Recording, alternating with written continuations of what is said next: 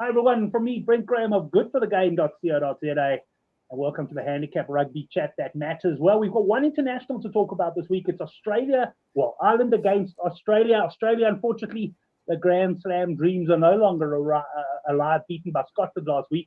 And then, of course, we've also got the return of the URC, so we'll touch on that as well. Unfortunately, Thursday night, a lot of information still missing from a punter's perspective on the URC, but we'll chat about those games, see what we can find. I am joined tonight by the man himself, the Oracle. Now, I've been singing Oracle's praises over recent weeks, but Oracle came back down to earth a little bit last week. It was a tough one for you. I didn't come down to earth, Brent. I went right down to the center of earth. I went down the Durban Deep 4-kilometer mine shaft, actually. Only game getting right there was South Africa. Very disappointed in Australia. I know that you eventually punted Scotland. And I know that guy that they sent off, and again, I'm not much for players, but they sent off, or not sent off, sorry, he got injured early on in the game. He was a massive factor. Yeah, I just pretty serious, the injury, but I think he's actually playing this week, which is quite interesting. So it wasn't, I was suspecting like a fracture in that, which is quite interesting, but certainly was about. I tell you, and we'll talk, I guess we're almost getting into the first game now, but talking about Australia. I thought they started strong, but they almost looked a bit worn out to me. You know, they didn't have that intensity of Scotland. And I said before the game, it was kind of the reason I leant with Scotland then.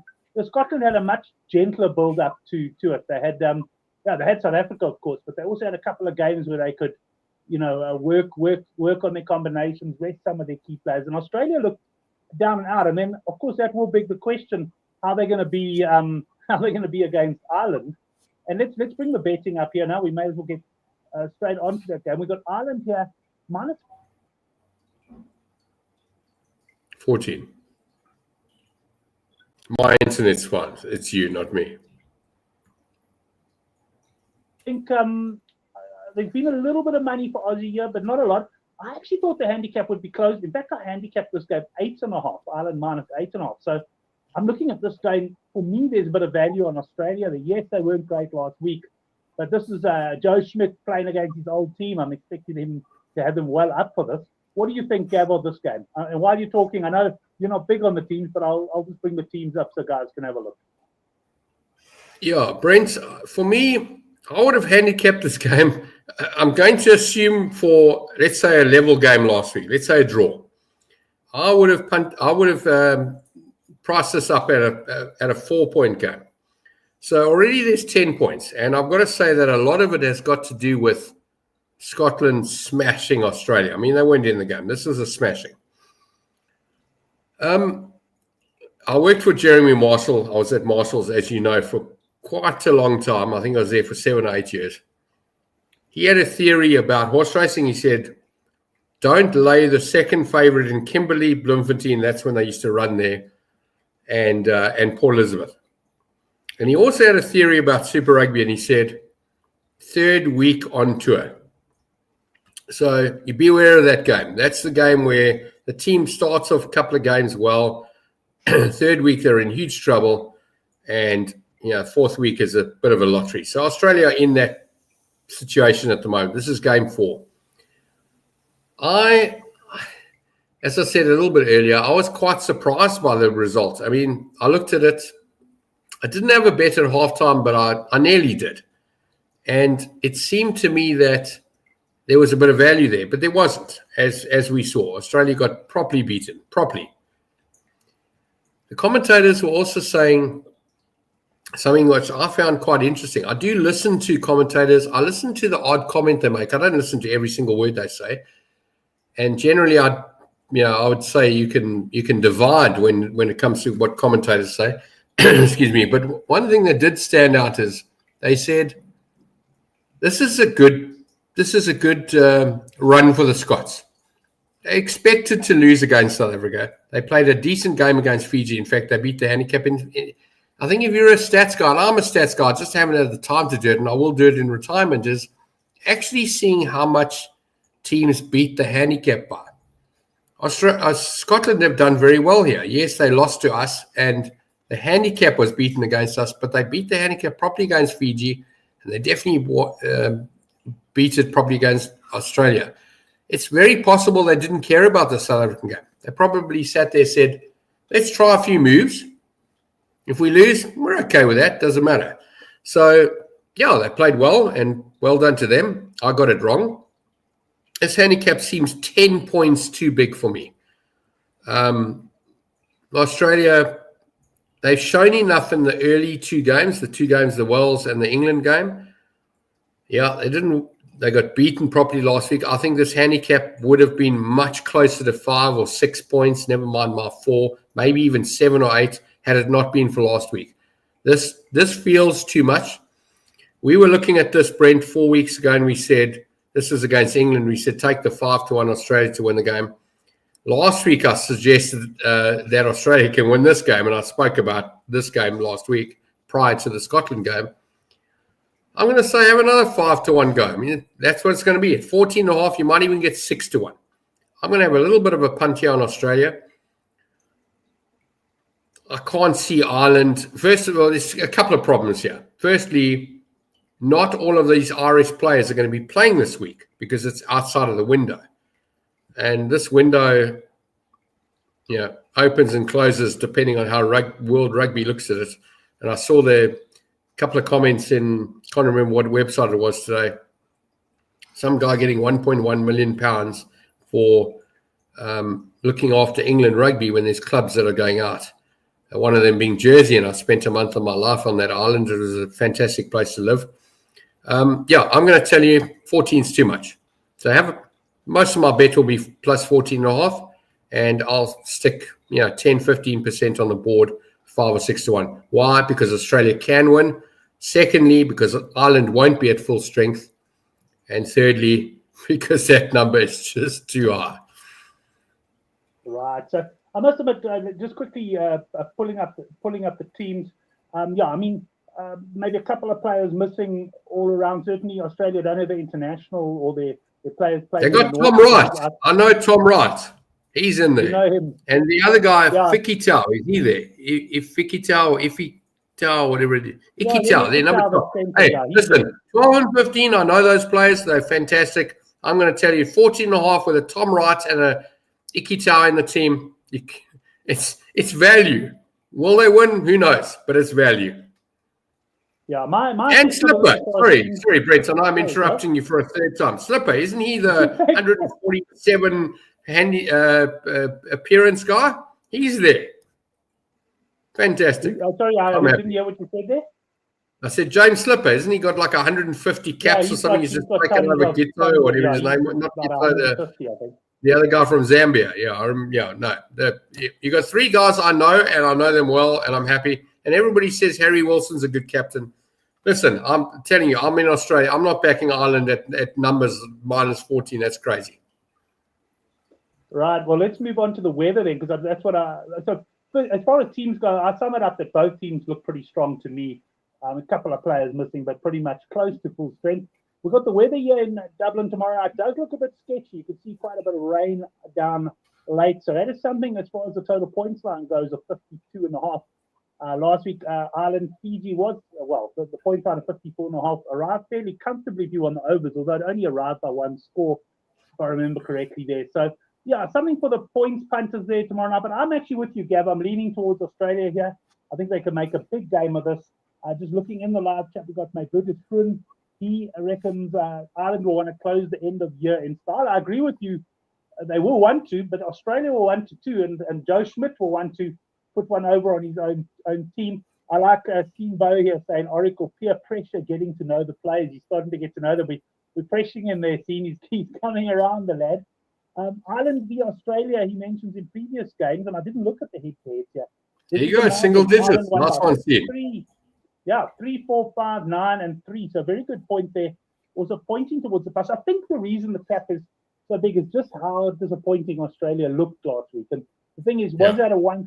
Was that sort of, can they bounce back from that? I'm hoping they can. And also to say as well that Ireland haven't looked particularly great in this sort of end of year tour either. So Dan is agreeing Australia on the plus. And Johan, that's interesting coming in, and he's saying overs for you, Johan. You're a little bit worried about the weather there, perhaps, or you fairly you think the weather's probably been factored into that into that 52.5. Anyway, that's the only international this weekend.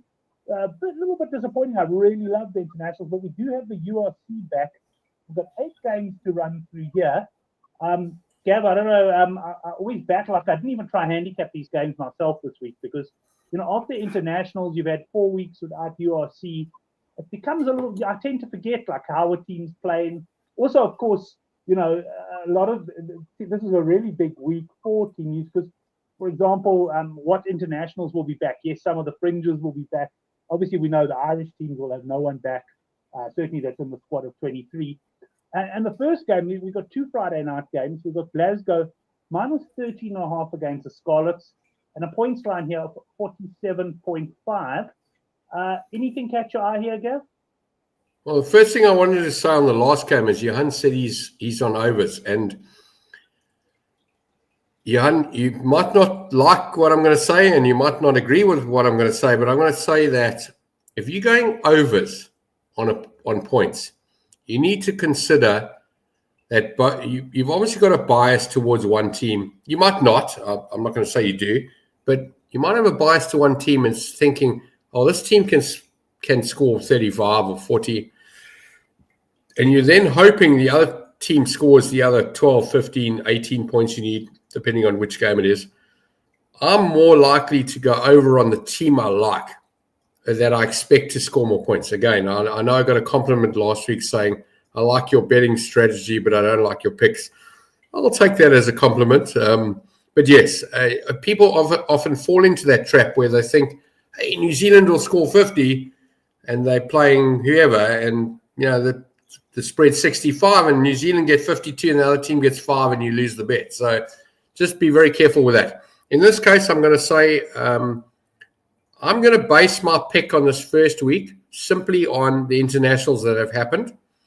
I don't know how many Glasgowians, if I'm correct, are playing in this game, and I don't know how many Scottish are playing in the Glasgow team. I don't know how many of the Scarlets team are Welsh, but I'm going to say simply just on the country and Glasgow's performance up until now. I didn't study this game, and I'm going to tell you 13.5 doesn't sound like a lot unless there's bad weather. I'm going to say go minus here. Wales was so poor. I've suggested, and I think I said it last week or the week before, they're unlikely to win the 5 games in the Six Nations. They're then going to wherever they go in July next year. They're on a 12-game losing streak. They could end up on a 16, 17, 18, 19, 20-game losing streak. This will reverberate down to the clubs. I feel that I would go against most of the Welsh clubs unless I see evidence that they're going to do better than what they look like. So for me, this is a simple pick. It's a small bet, but it's definitely on the minus. The minus there for you, just to let you know, the weather doesn't look great. I did have a look at the forecast just before we came on air. So that could be a factor there. 47.5. This is not the Friday night game that I'll be watching, though. So I haven't focused too much on this one. I do like the look of this guy, though, but also plus 4.5 against them. So we've got a points line here, lower 42.5. I can tell you, yes, weather doesn't look great in this game, which obviously explains the point line to a degree. Obviously, both of these teams have got players lost to Ireland. Leinster, a lot more players. RG Snyman, straight back into the action. Leinster getting their money's worth out of him. He's on the bench there. And Gav, this could be an interesting one because Ulster the sort of side that can give let's call it a Leinster team missing the majority of its internationals for the money there. I actually fancy a little bit of Ulster on the board here. I think they can beat the Leinster team. And points, even with bad weather, I'm tempted by the overs. But these Irish derbies can be quite, especially expect this one to be really tight. So for me, it's an Ulster on the board bet. What do you think of that one? So I would look at this game, and very similar to how I always looked at New Zealand derbies, is always take the plus. But because Leinster are who they are, and they're 6 to 10 favourites to lift the cup in this tournament in the first place, and they have been odds on since we entered the competition, although they haven't been in a final yet. Irrespective of that, what will make a difference in this, but the way you look at this game is the history. So I don't know if you've got previous results here, but the first thing I'd go for here is you're right. Ulster on the board, 4.5 if you're a little bit concerned, but this particular fixture should be close, and I haven't seen the previous results, and I'm assuming you're going to get it up at some point, but I don't think it'll be way off. There might be a couple of double-digit results, but I think they'll be pretty close to, less than 6 or 7 each game. I'm talking about Ulster at home now. Yeah. The rivalries are huge in a game like this. So yeah, plus for me, but not a big bet. Again, go in running, watch first 10, 15 minutes, get a feel for it. Yeah, RG Snowman, number 20. I always like it when they get that high, and they're very good. I did notice one other player in the lineup there that I recognised, but I don't know how strong the Leinster team is.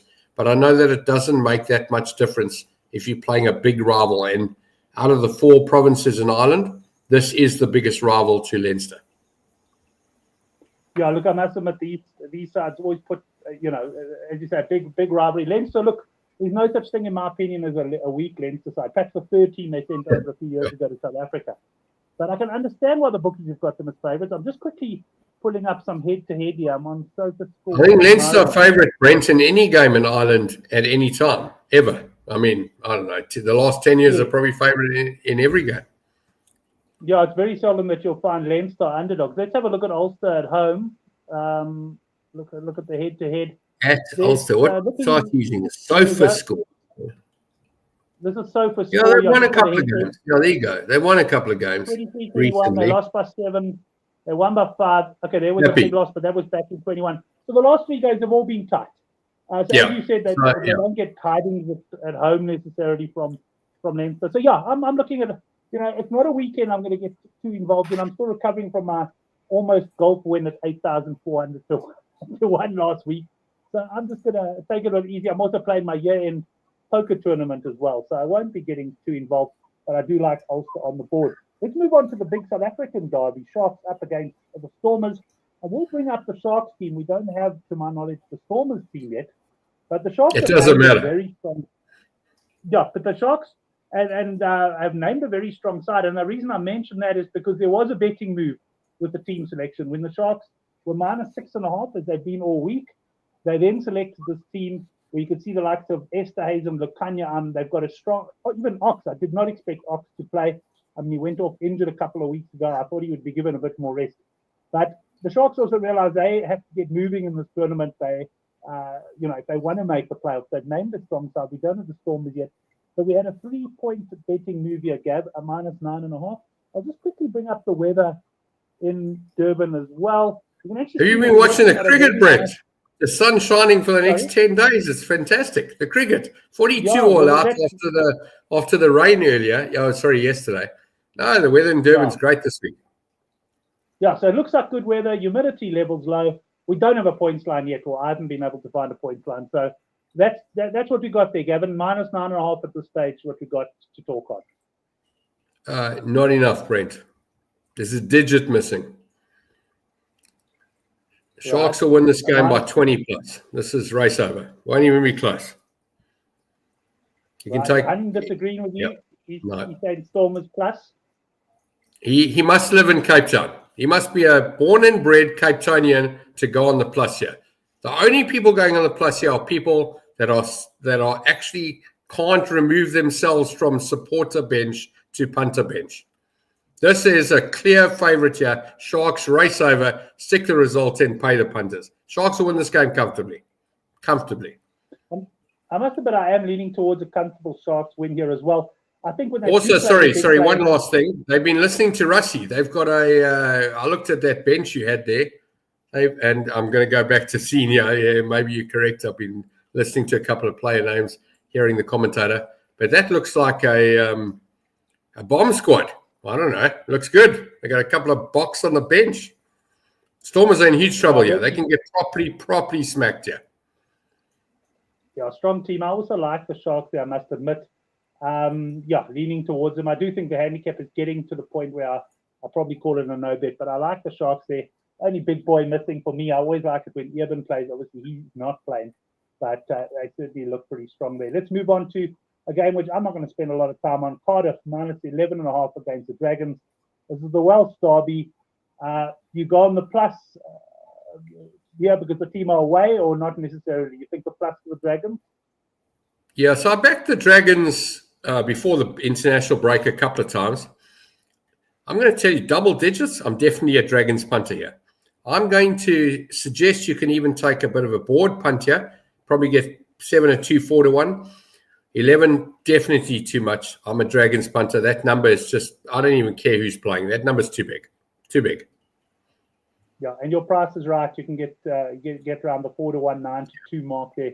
Maybe a bit bigger depending on where you shop there. We won't spend too much time on that game.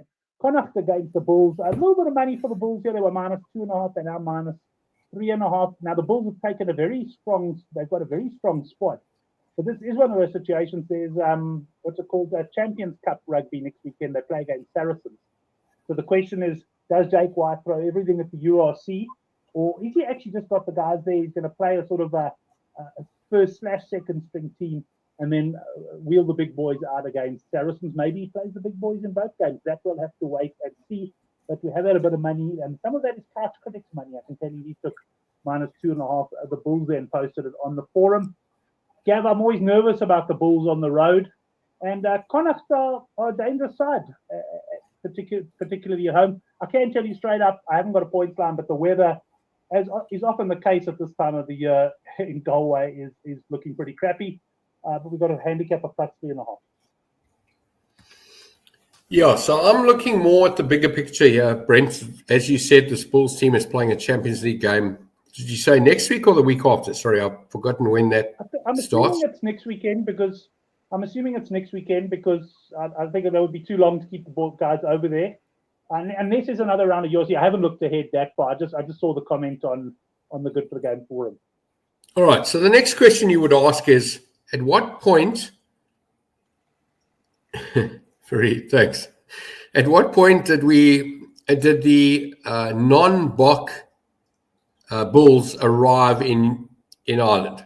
Did they arrive on Tuesday, Wednesday this week? Because there's obviously a couple of Boks involved in this team, and this is a three-week tour, if I'm not mistaken. Champions League, Champions Cup game being the pinnacle of it. I'm going to say they can win this game. I don't know if I'm a minus 3 punter. I would rather take the 6-10 here, or 7-10, whatever you can get, and add it to something else. I do think I tentatively agree with what you said earlier. I might be using this as a bit of practice going into that game, and I think the Champions Cup game is the main prize here for this mini tour, air quotes, whatever, mini tour. So, yeah, they could win this game. They should win this game. They are the better team, but how much they want it or are looking to want it, a lot of teams try practice things in games. Because they're in the Northern Hemisphere, they've got the winter weather to get used to this week, knowing they're playing next week. This could be a massive trial game. I wouldn't put a lot of money into this game, but I do think Bulls scrape it. And one of the things I like to do in games like this is not have a bet before the game, let the game play. And as soon as Connacht, in this case, because the spread is close to 0 or close to level, could be up at some point, either 3-0, 5-0, 6-0, 7-0, or 7-3, whatever it is, and rather get the Bulls at an even money price or 9-10 price during the game, early on, I mean, not later. And if you miss it and Connacht go, 10 points up or 12 points up, you're going to get a massive price. But if it's the other way around, doesn't matter. I wouldn't worry. I wouldn't cry with spilt milk here. If Bulls start leading this game and they never relinquish the lead, then, don't worry. It's one of those, try and get the opportunity. If you miss it, it doesn't matter. But next week is the one to go for, because that's what they're going for. Cool. We'll move on to the next game. Edinburgh, minus 9.5 against Benetton. This handicap has been fairly stable all week. Not a lot of movement. And I think that's probably because we don't have, there might be some when the team news comes out. But Gavin, nothing for me at this stage. I'm personally going to wait and see on this one. I probably won't even get involved. I agree, Brent. This is I back Benetton as well. The guys have been following us for a few weeks now, or last couple of months. I was a Benetton punter in the beginning. I got off that train very quickly when I realized they weren't performing as I'd expected them to. If anything, this is a very small Edinburgh minus punt or no bet. I wouldn't be touching Benetton at this point. 9 does feel a little bit too big. Again, it can be an in-play bet. You might get a -5 or 6 because Benetton go up by 3 early on. That's the kind of stuff I would do here. I wouldn't jump into this game at this point. Minus or no bet, but very small. We're aligned on that one. Good to welcome Fareed to the show, making a few comments there. He had some internet problems. It's good that you could join us, Fareed. This game, Munster -6.5 versus the Lions. It was -8.5 earlier in the week. So there we go. The money has come for the Lions here. And they certainly got a nice, strong team over there. They haven't really, they're not like the other South African teams that have got such worries of internationals and players perhaps coming back injured and that sort of stuff. Whereas Munster, of course, are missing a few international players. So, Gavin, I understand the money for the Lions here from 8.5 to 6.5. The question is, has there been enough money, and should you rather just be saying Lions on the board? For me personally, I'm going to have a bit of a bias here, Brent, and I don't often have it. Okay, I know Henrik's going to have a go at me here. But you're acknowledging the bias, yeah. I have had bias with Lions in the past, and it's generally been well educated, actually. I've picked the right games. I haven't just, no, they don't have the wrong favourite. Dinesh is incorrect here. Munster should be right. I'm going to punt the Lions because I'm a fan, and I'm happy to chuck some money at what do they call it? Chucking good money after bad. But Lions have been profitable for me actually for quite a long time. So I can't even claim to have that problem. Can they win this game? Of course they can. They're not impacted by the Springboks at all. In fact, if you remember the season with Super Rugby, I think it was 2017 when they got to their first final. 2016, sorry. No, 2015. 2016. I can't remember what year it was. Yeah, it was 2016. They won the Currie Cup in 2015. They won every game. And the reason why they won every game and went on to do very well in 2016 is they had no Springboks. So, all the decent players have left. This Lions team's not bad. And I know there's a lot of, probably very few Lions supporters watching the show, but this is a decent Lions team. It's almost as good as the Whiteley, Faf de Klerk, Malcolm Marks team of 2016 and 2017. Seriously, it's a good team. Can they win this game? Of course they can. 6.5, you're looking at very close to 2-1, probably 2-1, or even if you're lucky, 22-10. 8.5, 6.5. I'm not too worried about the handicap. The Lions will come close here. It's worth a punt. For me, it's patriotic or supporterish or whatever word you want to use. But I honestly believe this is a good Lions team we've got this year. They can challenge for this tournament. They can win this tournament. And I know before the break, they were 33 or 35-1. If you've got a couple of loose car guard due 5 rand coins and 10 rand notes, go and stick it on the Lions to win this tournament. They can. And at 30, as I said, 33 to 40-1, wherever you can find it, decent price. They're in a good position on the log. They got a good team. They're not interrupted by national call-ups. This is a good team. Back them. They can win. Johan saying if Munster win, it's going to be a close one by 1-7. And maybe that either team by 1-7 could be an option here. But I'm actually agreeing with Gavin on this one. I think the Lions could be the play here. I haven't been that impressed with Munster all season, although they've been a bit inconsistent.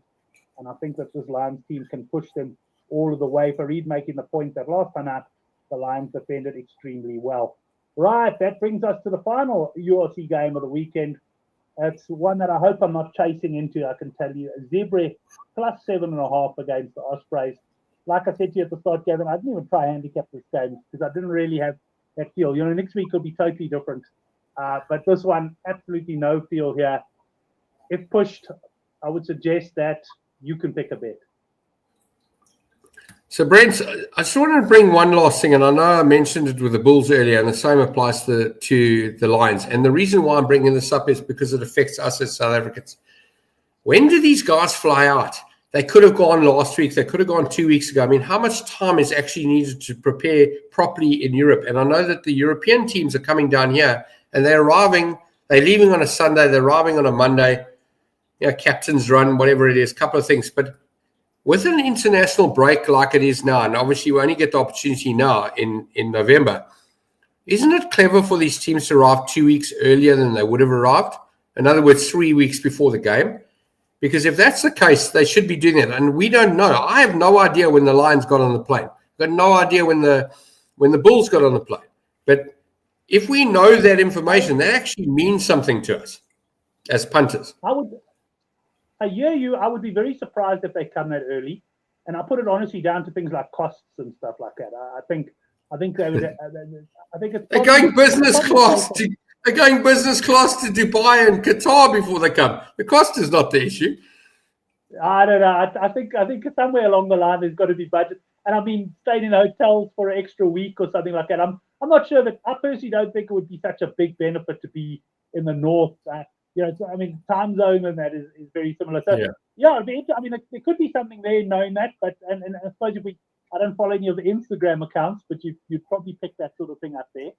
But Fareed is saying, Gavin, Ospreys by 30. He seems quite confident on this one. And I'm at the point where anybody who's confident can sway me on this game because I don't know that firm view. What do you think? No, I've got no view on this one. And if you've got 50 Rand left at the end of the week, assuming you've lost all your bets, then you just pull out your yes-no coin, which I spoke about previously. Just flip it and pick a team and have a go. I got no interest in this game. I got nothing to say. Again, I backed Zebre early on in the tournament. I lost my money. Not interested. I can't read this one. For me, best bet of the weekend, I know you're about to ask me. I'm going to tell you the Sharks, followed by the Lions, followed by the Dragons. That Sharks handicap is wrong. They'll smash that Stormers team.